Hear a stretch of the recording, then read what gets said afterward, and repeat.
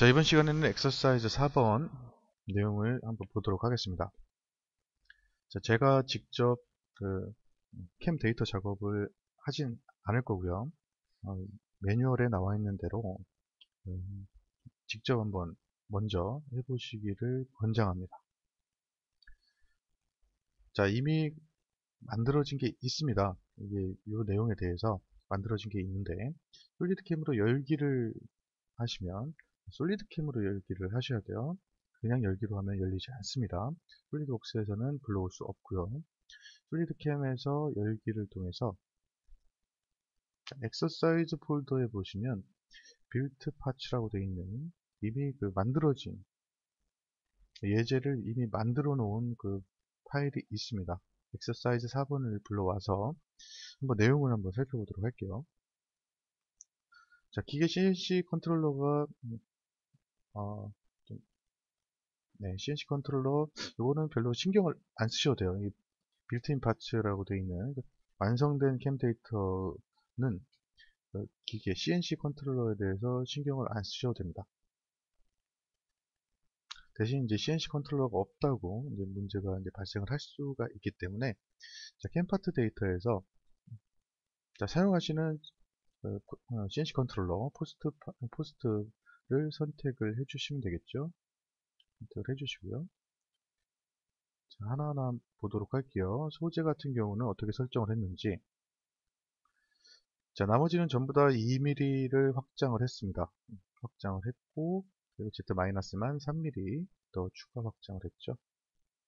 그리고 CAD 모델로 박스 추가를 통해서 외부에서도 볼 수 있게 이렇게 작업을 해 놓은 상태고요. 자, 이것도 마찬가지로 소재를 먼저 만들어 놓고, 자, 원점 관리자를 통해서 추가가 아니고 편집, 원점 편집. 자, 소재를 먼저 만들어 놓고 윗면을 찍은 다음에 자, 원점 지정을 통해서 이쪽 끝점을 이동시킨 그런 방법을 채택을 했습니다.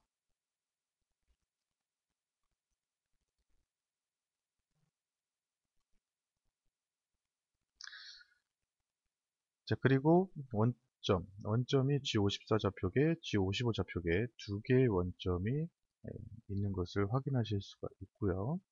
첫 번째 같은 경우는 윗면에 대해서 페이스 작업을 했죠. 페이스 작업을 더블 클릭해서 확인을 해보시면 이것도 마찬가지로 도형 같은 경우는 타겟을 지정을 하면 되겠습니다. 타겟.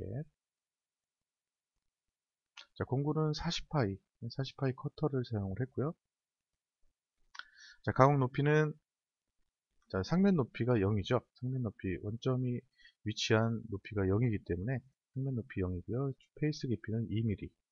소재가 옵셋된 길이만큼, 높이만큼 깊이가 되겠죠. 절임량 2mm.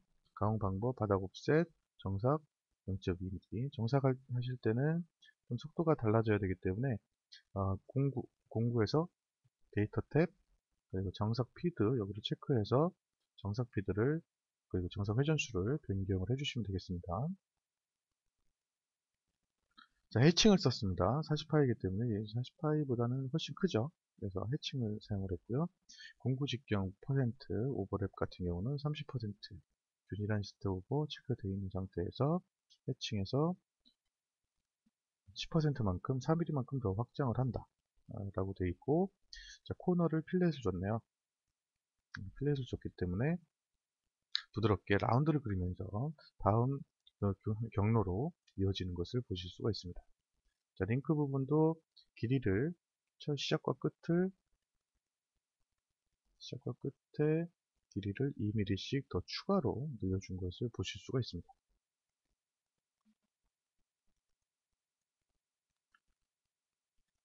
자, 페이스 밀링을 먼저 작업을 했고요. 그 다음에 바깥쪽을 작업을 했습니다. 바깥쪽을 어떤 식으로 작업을 했는지 보도록 할게요. 자, 이쪽 바깥쪽이 아래쪽이죠. 아래쪽에 있는 온전한 윤곽은 아래쪽에 있기 때문에 아래쪽의 윤곽을 선택한 것을 보실 수가 있습니다. 자, 윤곽의 깊이는 중요하지 않습니다. 윤곽은 위에 있든 아래에 있든 뭐 저 위에 있든 상관이 없이 그 윤곽을 따라서 그 깊이에 맞춰서 작업을 하는 거기 때문에 윤곽의 위치는 상관이 없습니다. 자, 공구는 25파이 엔드밀을 사용했죠. 데이터는 이렇게 입력을 했네요. 자, 가공 높이는 마이너스 2mm부터죠. 모델의 상면 높이가 마이너스 2부터 시작을 하고요. 자, 윤곽 깊이. 외곽을 치는 거기 때문에 외곽 같은 경우는 자, 원래는 없는 데죠. 소재만 이게 남아있는 부분이니까 모델하고 상관이 없는 부분이기 때문에 델타를 이용해서 마이너스 2mm만큼 더 가공을 해준 것을 0.2mm죠. 0.2mm만큼 가공을 해준 것을 보실 수가 있습니다. 가공 방법은 황삭과 정삭을 한 번에 이루어지는 그런 작업을 했네요. 자, 공구는 그러니까 왼쪽 보정을 사용을 했고요. 이거는 보정 사용은 정삭을 할 때, 마지막 정삭 작업을 할 때 보정을 사용하게 됩니다. 황삭에서는 보정 사용을 하지 않습니다. 측벽 옵셋은 0.2mm 남겨놓은 상태에서 최대 저림량 4.1mm씩 내려가면서 작업을 하게 된다. 그리고 균일한 저림량, 최대 저림량은 4.1mm 범위 안에서 균등하게 나눠지는 겁니다. 전체 가공 깊이가 16.2mm이기 때문에 16.2mm를 나누는 거죠. 16.2mm를 나눠서 최대 저림량은 4.1mm가 아닐 수도 있습니다. 저림량은 달라질 수가 있습니다. 균일한 저림량 때문에. 그리고 정삭에서는 경로수는 하나고 최대 저림량은 8.1mm입니다. 최대 저림량이죠. 이거는 두 번에 나눠서 할 것인지 이것들을 지정을 해 주는 것이라고 보시면 되겠습니다. 자, 정삭은 두 번에 나눠서 진행을 하네요. 그러면 정확하게 8.1이 맞습니다. 8.1 이렇게 보시면 되겠습니다. 자, 링크 같은 경우는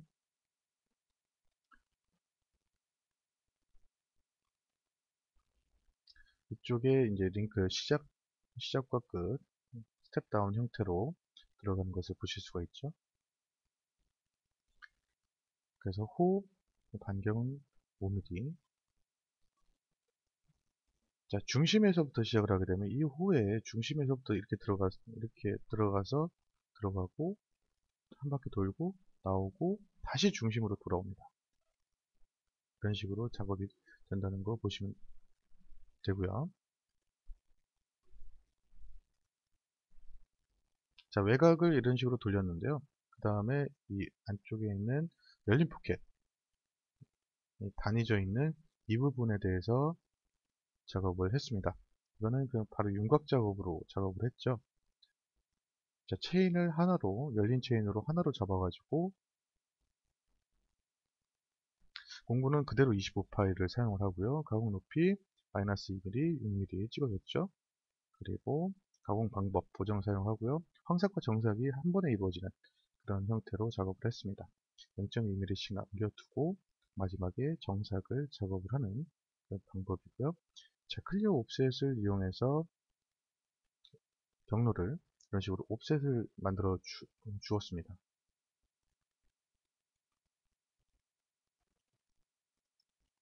자, 이것 같은 경우는 이제 포켓으로 작업이 가능한데요. 자, 내부 루프 형태를 선택하고 이것들을 각각의 열린 체인이다, 열린 곳이다, 이쪽은 바깥에서부터 진입을 할 수 있는 공간이다 라고 이제 체인에 그 옵션을 걸어주면 이거를 한 번에 굳이 그 클리어 옵셋을 사용하지 않아도 포켓을 이용해서 가공을 하실 수도 있습니다.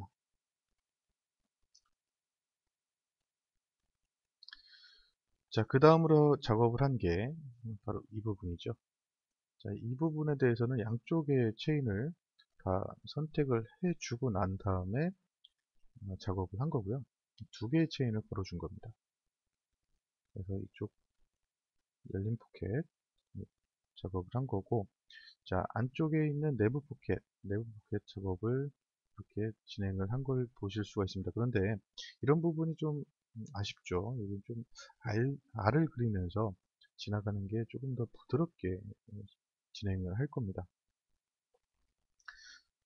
한번 내용을 보면 포켓이고요. 그, 안쪽이니까 그 다중 체인 추가 버튼을 이용해서 그냥 면만 찍어주는 형태로 작업을 하는 게 더 나을 것입니다. 자, 공구는 그대로 8파이 엔드밀을 사용을 했고요. 자, 가공 높이는 자, 시작 높이가 -2, 포켓 깊이가 6mm, 절임량 3mm씩 들어가는 걸로 설정을 했고요. 공구 직경 퍼센트는 65%로 해줬고요. 그러니까 35%의 측면 절입으로 깎아 나간다는 거죠.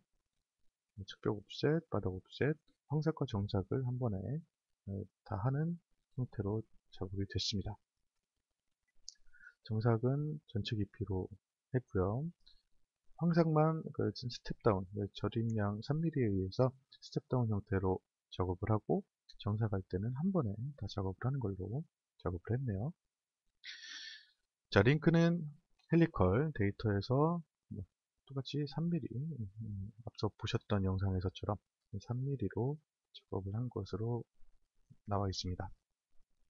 그리고 리드 아웃 같은 경우는 홀을 이용해서 리드 아웃을 만들어줬죠. 그래서 이런 모양의 작업이 나타난 것을 보실 수가 있습니다. 자, 여기서 가공 경로 필렛을 좀 줘서 내측에 0. 최소 0.5라든가 이런 식으로 R을 그리면서 나가도록 했으면 조금 더 깔끔한 모습이 됐을 겁니다.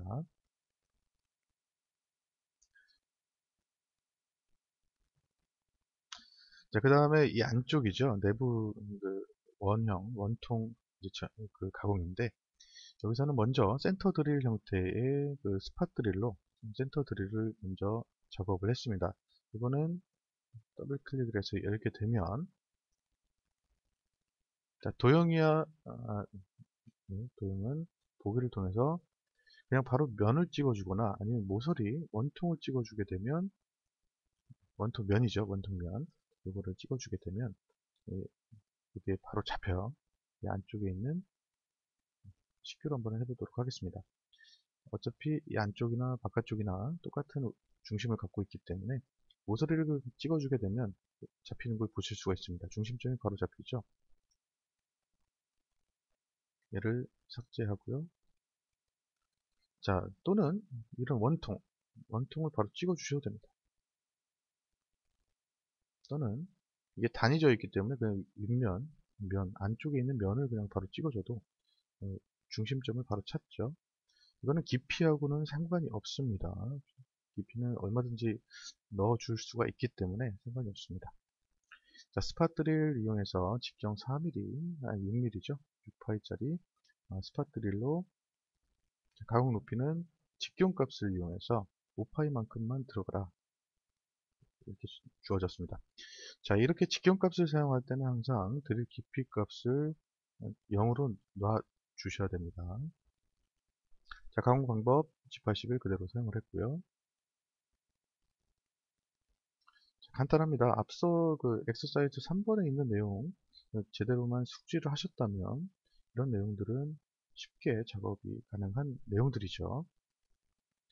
자, 다음으로 이제 드릴 작업인데요. 방금 전에 이제 센터 드릴, 그 스팟 드릴로 센터 드릴을 잡았던 그 데이터를 그대로 사용합니다. 그 도형을 그대로 사용하죠. 자, 공구만 변경이 됐습니다. 직경이 10파이짜리 변경이 됐고, 그 다음에 드릴 깊이는 16mm.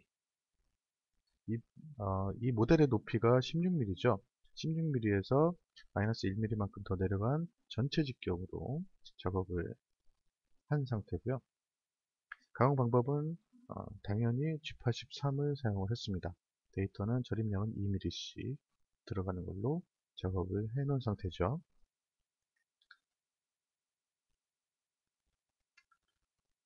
자, 일반적인 상식선에서 그렇게 벗어나지 않는 그런 형태라고 보시면 되겠습니다. 자, 그리고 나서 안쪽에 있는 포켓 형태의 작업을 한 것을 보실 수가 있습니다. 이거 같은 경우는 포켓이죠. 포켓을 선택을 해서, 자, 원은 그 체인이 하나이기 때문에 그냥 루프 체인입니다. 체인이 하나이면서 루프 체인이죠. 루프 체인 바로 선택을 했고요. 방향이 중요합니다. 방향은 하향 가공으로 이루어지는 방향으로 만들어 주셔야 되고요. 자, 공구는 직경이 8파이 엔드밀을 사용을 했죠. 가공 높이는 위쪽에 마이너스 2mm, 그리고 밑에가 이 안쪽 밑에 여기죠. 여기까지가 6mm, 절임량은 3mm. 가공 방법은 윤곽 형태로 작업을 했고요. 이런 거 같은 경우는 당연히 윤곽을 사용을 하셔야 됩니다. 그리고 황삭과 정삭을 한 번에 하는 그런 작업으로 작업을 해놨네요. 무직경 65%, 그리고 측벽 옵셋 0.2mm씩 띄워놓고 측벽과 바닥을 정사까지 하는 방식으로, 그리고 고정까지 사용을 했죠. 이렇게 하는 방식으로 작업을 했습니다. 자, 원형이기 때문에 뭐 코너가 필요 없고요. 인접공구 경로 연결, 선형보다는 좀 부드럽게 들어가는 게 공구 부하라든가 이런 것들에서 조금 더 이점이 있을 겁니다. 자, 링크는 수직으로 들어갔죠. 수직으로. 자, 이거 같은 경우는 점이 없으면은 바로 찍을 수가 없습니다. 드릴 지점이라고 해서 바로 선택을 할 수가 없는데요. 자, 기본 설정은 이쪽입니다. 보시면 아시겠지만 기본 설정은 이쪽에 들어가 있습니다. 이런 거 같은 경우는 이 가운데 지점을 직접 좌표를 입력을 해서 찍어준 거예요. 그래서 이 가운데로 들어가게 만들어 준 겁니다. 그렇지 않고 여기 가운데로 들어가게 만들어 줄 수 있는 방법은, 자, 솔리드웍스에서 여기에 점을 찍어주는 방법밖에는 없습니다. 자, 그 말은 그 드릴 지점을 자동으로 인식을 하지는 않는다, 그런 뜻입니다. 자, 드릴 지점을 확인하는 방법은, 자, 요거죠. 도형에서 직접 가셔도 되고요. 자, 스케치 작성을 클릭을 하게 되면 여기에 점이 이렇게 찍히는 걸 보실 수가 있습니다. 스케치 작성이 됐어요. 자, 드릴 지점에 트리를 연 다음에 드릴에서 오른쪽 클릭, 스케치 작성, 이걸 하게 되면 점이 찍혔죠. 이 점을 이 포켓의 진입점으로 사용을 하시면 되겠습니다. 링크, 수직 데이터, 수직 선택을 하고 데이터, 이 점을 클릭을 하게 되면 점에 대한 좌표가 나타나고요. 이미 설정이 된 겁니다. 입력 안 하셔도 돼요. 이건 좌표만 보여주는 거지, 또는 바꿀 수가 있지만 이미 입력이 됐습니다. 확인 누르면 그 위치에 바로 진입점이 완료가 된 겁니다. 이렇게 작업을 해주시면 되겠고요. 그리고 아래쪽도 마찬가지죠. 이 아래쪽도 마찬가지로 복사 형태, 그리고 위에 거를 바로 복사해서 포켓으로 작업을 했을 겁니다. 자, 당연히 안쪽에 있는 그 체인을 잡았고요. 자, 공구는 그대로 8파이 밴드밀을 사용을 했고, 자, 상면 높이와 포켓 깊이가 달라졌죠.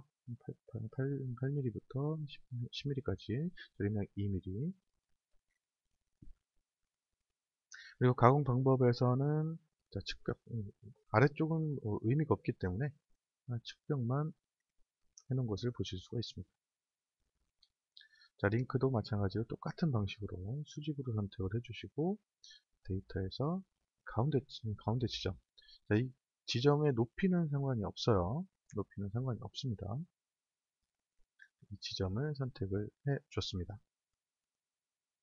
자, 이렇게 해서 포켓 작업까지 완료를 한 거고요. 자, 그 다음에 이쪽에 이제 3개의 홀이 있죠. 3개의 홀을 작업을 했는데, 먼저 스팟 드릴 같은 겁니다. 자, 위에 있는 거 그대로 복사해 하셔가지고 밑에다가 내려놓으신 다음에, 자, 위치를 바꿀 수가 있어요. 여기 얘를 클릭을 한 다음에 이렇게 위치를 바꿀 수가 있습니다. 그럼 끌어가지고 위치를 바꿀 수가 있습니다. 얘를 그대로 복사해가지고 밑으로 끌어가지고 위치를 바꿔주시면 되겠습니다. 그리고 나서 자, 신규로 들어가서 얘를 3개밖에 안 되니까 바로 찍어 주시면 되겠죠. 그 공구는 당연히 6파이 센터 드릴이고요. 스팟 드릴이고요. 자, 이거 같은 경우는 스팟 드릴은 스팟 드릴끼리 묶여져 있는 게 좋겠죠. 그래서 되도록이면 그냥 위치를 위쪽으로 변경을 해주는 게 더 나을 겁니다. 자, 이것도 마찬가지 똑같은 형태로 작업을 해 놓은 것을 보실 수가 있습니다. 그래서 한 번에 작업을 하면 되는데 굳이 두 번에 나눠서 이렇게 작업을 했네요. 그리고 나서 홀 작업이죠. 6파이 드릴 작업. 똑같은 드릴 도형을 선택을 해서 가공 높이 6파이 드릴이고요. 가공 높이 16까지 마이너스 1 전체 직경 가공 방법 G83 데이터는 1mm씩 들어가네요. 이렇게 해서 작업을 했습니다. 그리고 나서 여기에 원점을 반대쪽에다가 원점을 더블 클릭을 합니다. 더블 클릭을 하게 되면 변경이 돼요. 101번, 102번 더블 클릭을 하게 되면 변경이 되는데, 자, 이제는 그 외곽에 있는 그 내용이 없죠. 외곽에 있는 이게 첫 번째에서 다 외곽은 가공이 됐기 때문에 여기다가 원점을 잡은 것을 보실 수가 있습니다. 그리고 나서 페이스에서